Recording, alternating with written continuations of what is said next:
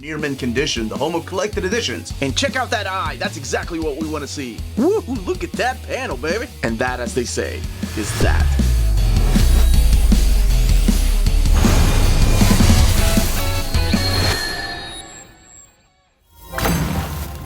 How's it going, all you minties? Uncanny Omar here from Near Mint Condition, the home of collected editions.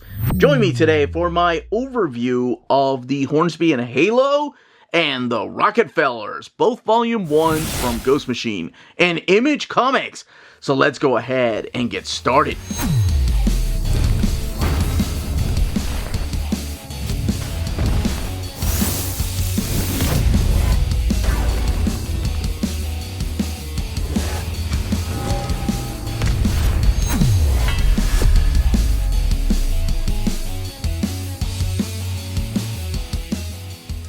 And welcome back, everybody. Before going any further, a big thank you to Danny at Ghost Machine for sending us advanced copies of these two collected editions.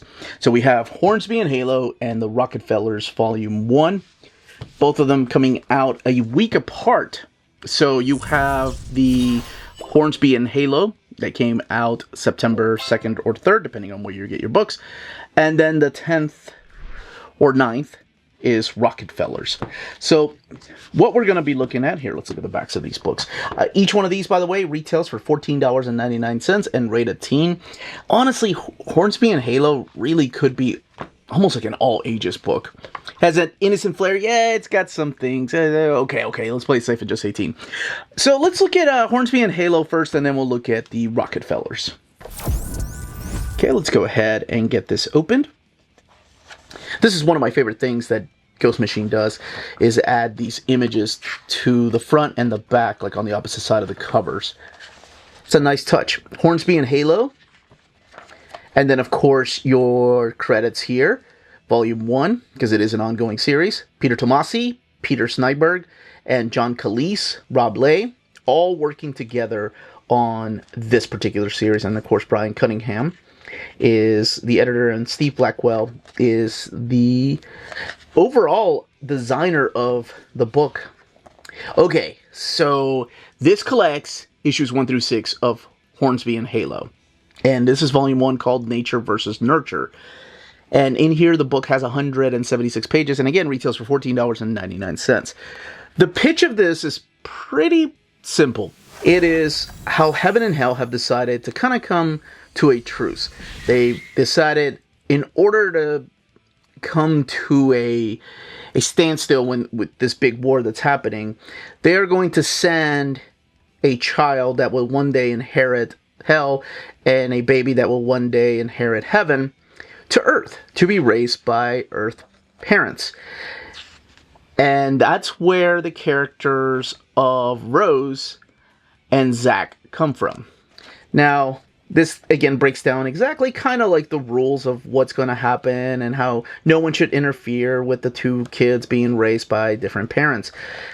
And that's where we get to meet them. At this point, they are 13 years old. They don't know that they are products of hell and products of heaven and one day will inherit one of those lands.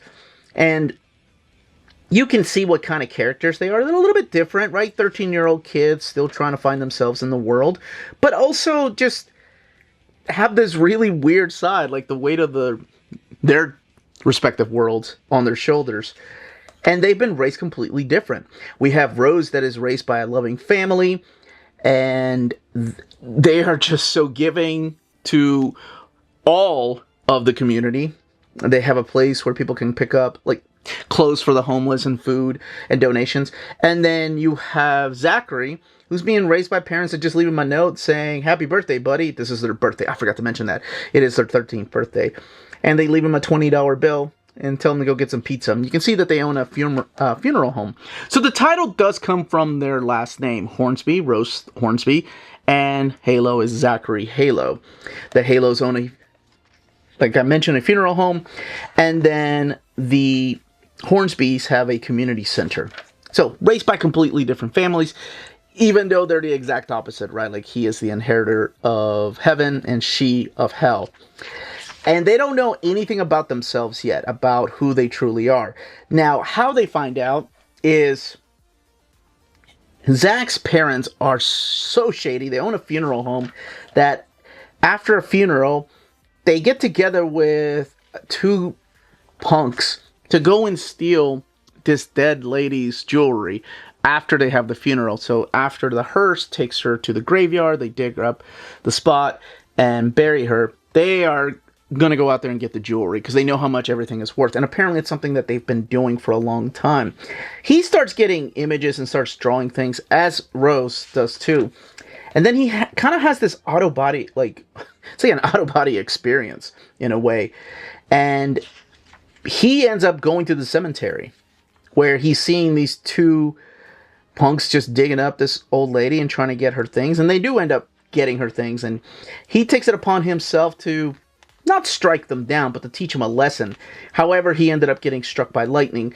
And that's where Rose jumps in. So they thought they got away, but they didn't. She jumps in. And they think it's like a dream. Like, oh my gosh, that was a weird dream. But it felt so real. And then Zach notices that statue's hand that he took to use as a weapon. That was pretty cool. When he takes the angels, like this statue of this angel, and used the sword as a weapon. And then Rose notices the bag of the stolen merchandise. And that's kind of how they find out that perhaps something is wrong with them or something doesn't really fit right. Now, through the entire journey of self-discovery and finding out who they are, they do a lot of research, and there's a lot of scenes where you just find more about the kids. It really focuses on these two kids just trying to live in this world and being so different, kind of fighting this destiny. And that's when we get interference coming from both heaven and hell.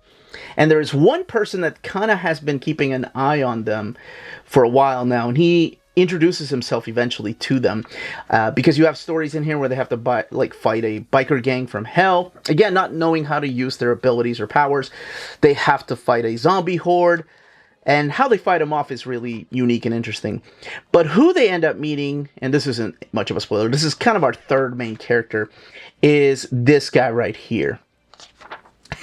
I love the fact that they just keep running away from him.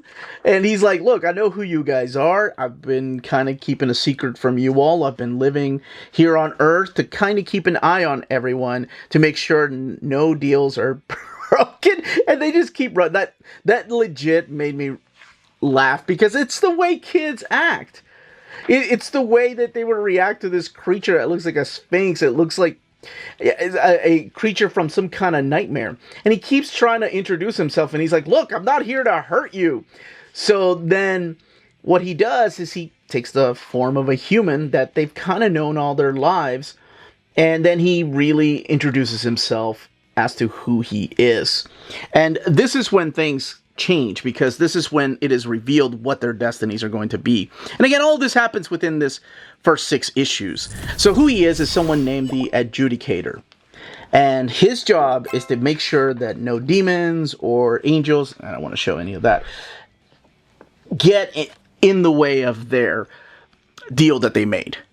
That nobody breaks this deal. But apparently, both heaven and hell, different forces, want to break the deal. They don't feel like there should be peace. So something needs to happen. And when that happens, it will destroy all of the world, not just heaven and hell. So that's what this is. 176 pages of these two kids getting to know each other, getting to know their powers, and also just being kids. And then in the back here, let's get to some of the extras. We have the variant cover gallery. The book is printed in glossy paper stock, and it does have glued binding. And this is, I love the fact that we have this. It's kind of like your handbook to these characters to tell you their age, how tall they are, their weight, and their first appearance. But that's what Hornsby and Halo is. 176 pages, $14.99. Rocketfellers, Volume 1, First Family of the Future. And this is collecting issues 1 through 6 of Rocketfellers. I love the fact that we still have these images in the front and the back. There's your title page.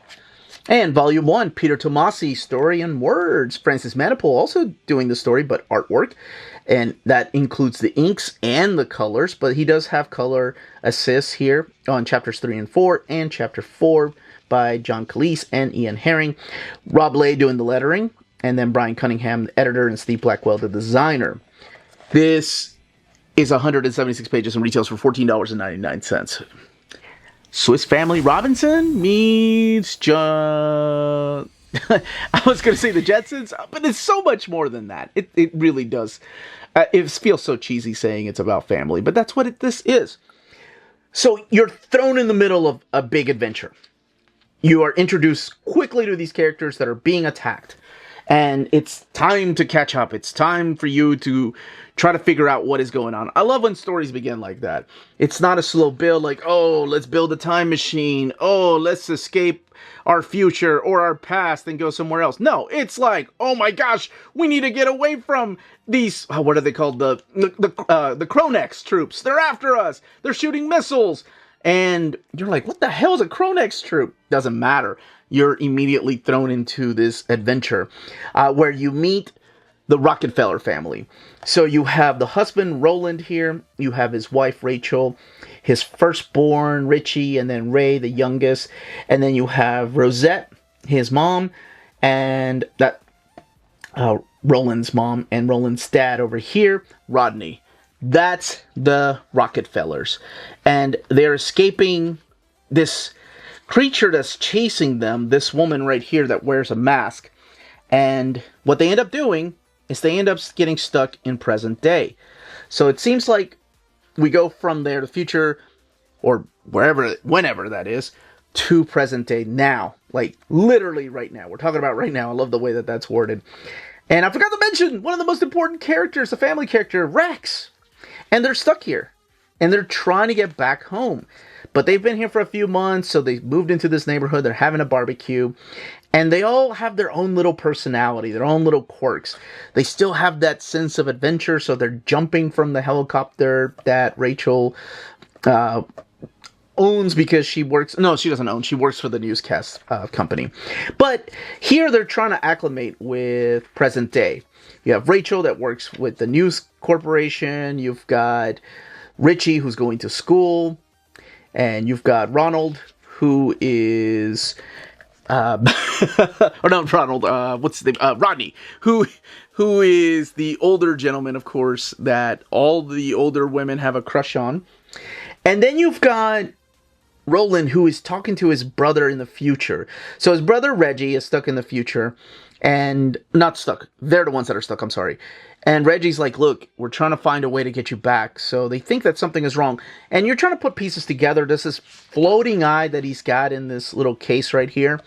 And it does tie in with what's happening. And you don't really know why they were running. You don't know exactly how they built this ship from the future to get here to present day. But you're just thrown into these little adventures that they have in every issue. The second issue is a Christmas story. And of course, they try to get a traditional Christmas tree. It's the day before Christmas. They can't. So Roland takes it upon himself to make a tree. And then the tree starts walking. And it's a really pretty story. And then they have Mr. Martinez, their neighbor, who kind of... He's already thinking that perhaps something is wrong with the family next door. So yes, each issue focuses on different aspects of the characters and who they are and what makes them so different. This is Ray, who ends up having two little pets, two little birds. And I won't reveal their names because it has something important to do with the story. Roland keeps contact with his brother, and he's like, I don't know how long it's going to be before we can find you all, before you can come back. And it's about a family from the future stuck here. Hijinks? Yes.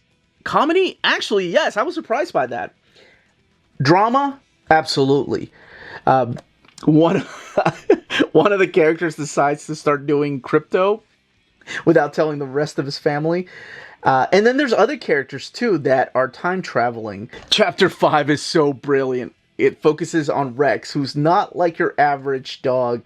It's when a bunch of these goons try to break into the house, so he goes into full security mode, and he just starts kicking the crap out of these villains. This one made me laugh. And I said hijinks, adventure, humor, drama, absolutely drama, with sci-fi. There's a lot of sci-fi elements in here. Why are they stuck? And there's that whole mystery too. How did they get here? And how long will they be here? And who is this woman pursuing them? And is everybody in the freaking future named with the letter R as their first name? Maybe. Even the dog, Rex. That's all I want to say about this. Francis Manapul's art is stunning through here. I've been a big fan of his art since the days of Witchblade, and then of course, oh my gosh, the stuff he was doing on Legion of Superheroes and Flash, and of course, big fan of Peter Tomasi. So this works really well, and it's hard because I'm sure someone is going to ask, well, which one would you prefer? I really like both of them. I love the aspect of the kids growing up here in Hornsby and Halo and getting to know them, get to know themselves, and over here it's about family and what it takes to keep your family safe, away from harm, away from this person right there, whoever that may be. But with that little flair of mystery that you get a little bit of perhaps why they're stuck here. And even Mr. Martinez has his own secret. So I think, if I had to choose one, Rocketfellers, but that was unfair. Why would you make me choose? It's like choosing a favorite child. Let's look over here. Okay, it's not that dramatic. At the extras. So we do have some extras in the back. Basically, it is the variant covers that we have here, drawn by different, not just Ghost Machine artists, but other artists from around.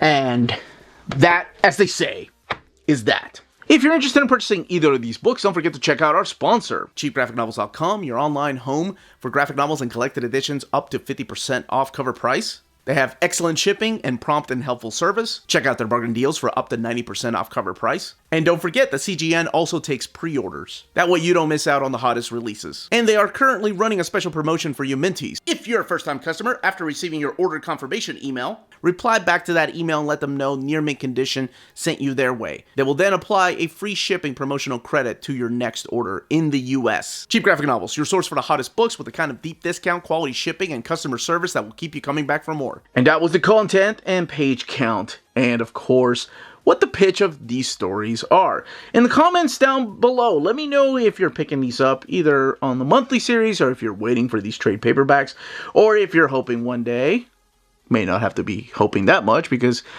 Peter Tomasi in my interview said that they are going to eventually collect these particular stories in a deluxe edition. If you're waiting around for that, if you have that kind of control, you can wait around. But that's it, everybody. Thank you so much for watching. Smash that like button on the way out. Stay healthy and safe out there. Much love.